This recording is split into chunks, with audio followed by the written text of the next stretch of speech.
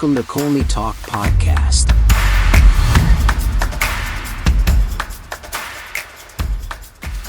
Hello, everyone. Hope you're having an amazing weekend. Happy Thanksgiving to my fellow Americans. Welcome to another episode of Colney Talk Podcast, a bite-sized show. I'm your host, Alex.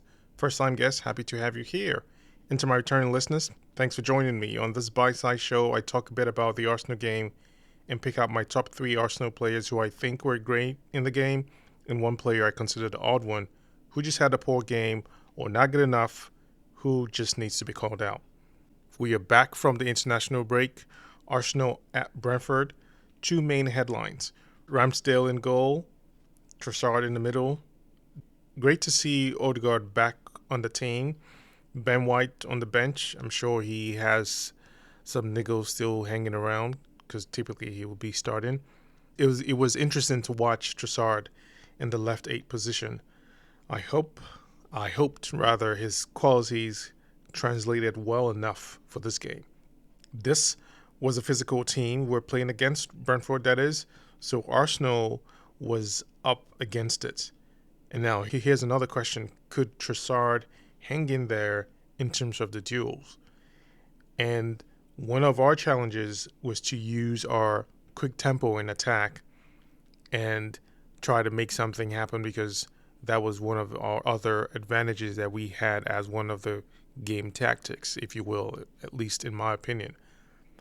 Just as the game started getting on, oh my goodness, that was the first shocker. Everyone's jaw dropped. What was Ramsdale doing? I mean, then there was just a ridiculous save by Rice and a missed tap in waiting to happen. I mean, the stars were so much aligned in terms of luck and not getting ourselves in the early minutes with this shambolic situation. I'm sure this discussion is not over, but Ramsdale has got to prove himself. I'm not going to bash him here. We know there's so much going into this, but he has got to prove himself, not just for this game, but for the next few games, because this will be a marker to recall. I hope, really, from this, he hasn't lost the trust in the coach, because it was just, I don't know, it felt different in a way. Now, on the good looks, Arsenal were stationed in Brentford's half most of the game, trying breakthroughs on goal attempts. More impressively was how that was happening in terms of the attack in waves for a lengthy time in their half. So for that part, Arsenal were doing their bits, trying to make sure they were growing beyond that rhythm, but now to crack into the situation of making goal attempts, really making an effective chance, creating those chances, because we had all our creative attacking players in the game, Jesus, Saka, Martinelli, and it was just all that we tried to do. So far, there had not been a shot attempt, but then it was steady control of the game from Arsenal, who had seen a lot of the ball, but nothing in terms of goal threats.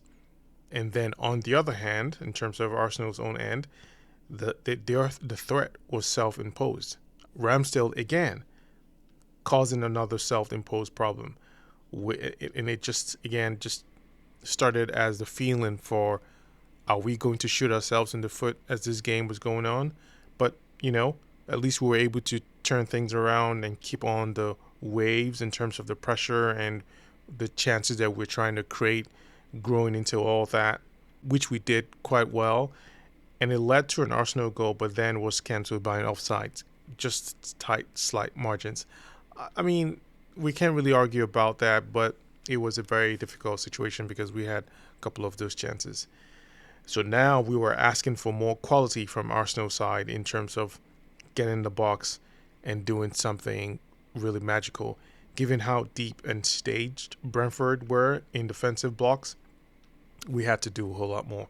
Saka not getting fed the ball as much as Martinelli, and that's fine, but because we had a lot of good looks from the left side, but not so much to really make that punch get right in.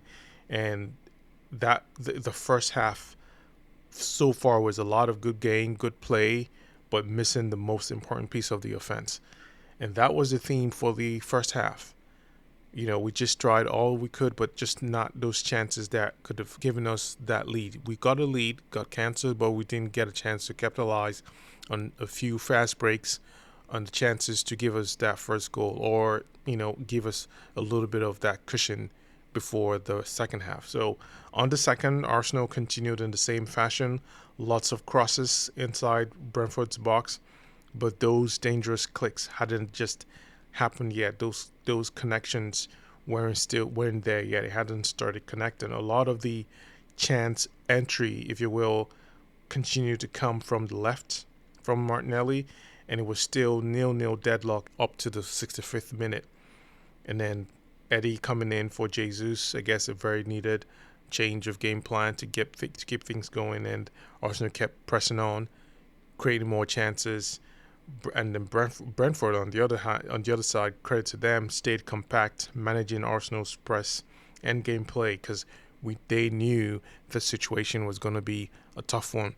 Most likely, if you would guess quite well, it was probably going to be a draw, because it is a definitely difficult ground to snatch a win.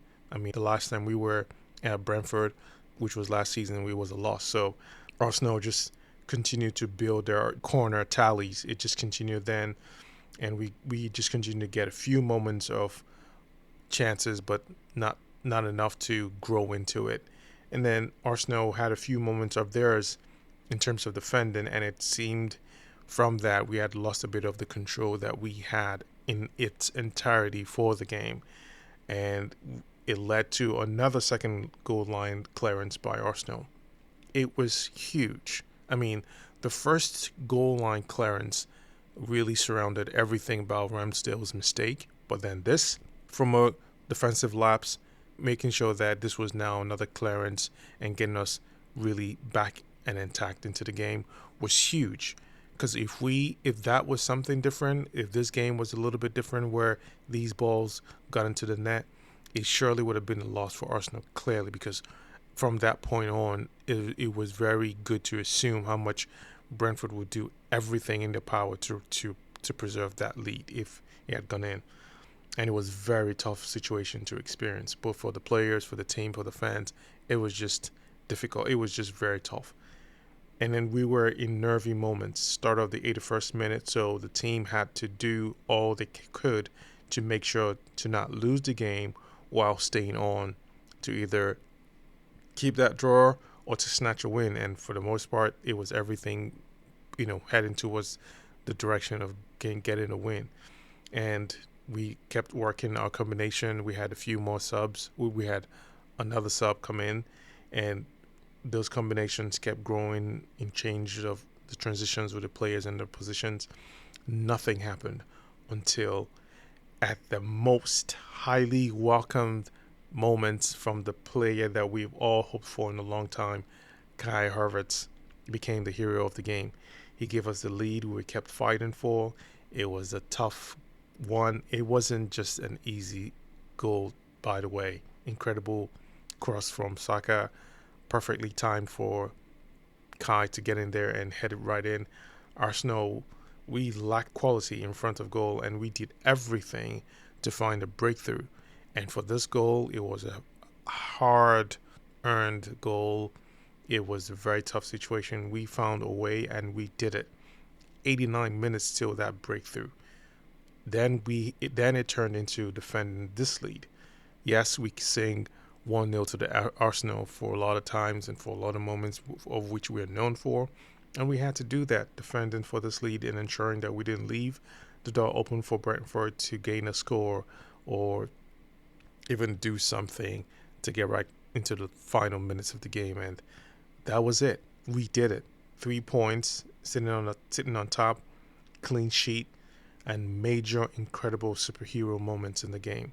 Havertz got his flowers. Indeed, he did. I mean, it just fully deserved from him. And for Arsenal, patience was really rewarded, and it really paid them so much dividends as they kept sticking to their game plan and how much they felt like something was going to come out of it. So, big ups for the team. So let me jump into my top 3 of the game. First player, Rice. Saved us from losing the game. He was the sole gladiator in the middle. Simply a commanding maestro. I mean, he was so disruptive in Brentford's build-up phase with an unrivaled vision and so much boldness to drive forward. This is all Declan Rice. I mean, there is so much to talk about this player, but he just keeps sticking and standing out in every situation when Arsenal is playing. I mean, he to me, he's a very clear top candidate for player of the season so far, even up to this point. But definitely, it's not even far-fetched to even name top two without even having a debate for that. Second player, Saliba. Given how physical Brentford were, Saliba easily handled their attack and kept their threat quiet. I mean, I was impressed with how good he was in the game and making sure that so much of those double teaming in their breakthroughs weren't overpowered. And obviously, the way he tag teamed with Big Gabby was well done. I mean, on his side, it just felt real quiet. So, really impressed. And he just kept out most of the danger. And I liked what I saw. Third and final player, Zinchenko. Top quality performance. Combining in attack and so crucial as a player in our game control as we kept on with the waves of attack. And eye tests showed a lot of imposing play and tactics from Arsenal. And a lot of that had to do with how much it was that outlet to reset and get everybody back in position, keep the game shape and the attacking shape with both wings, keeping those margins tight and keeping everyone as positioned as they would. And that was just incredible.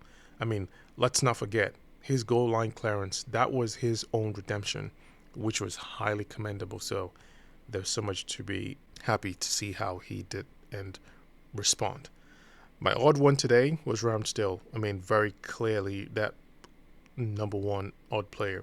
Had a really poor first half. He could have cost us this game without a doubt. I'm so thankful for the clean sheet because there's a few things to unpack from this game and from what few mistakes he had. We have lots of game to play. For example, if we clinch our Champions League group with the next game, chances are he could be playing the next final group game.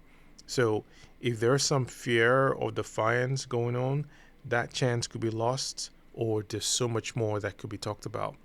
Good thing this was a positive and historic outcome because it could have been so easily overshadowed with just one or two mistakes, which we know can be crushing.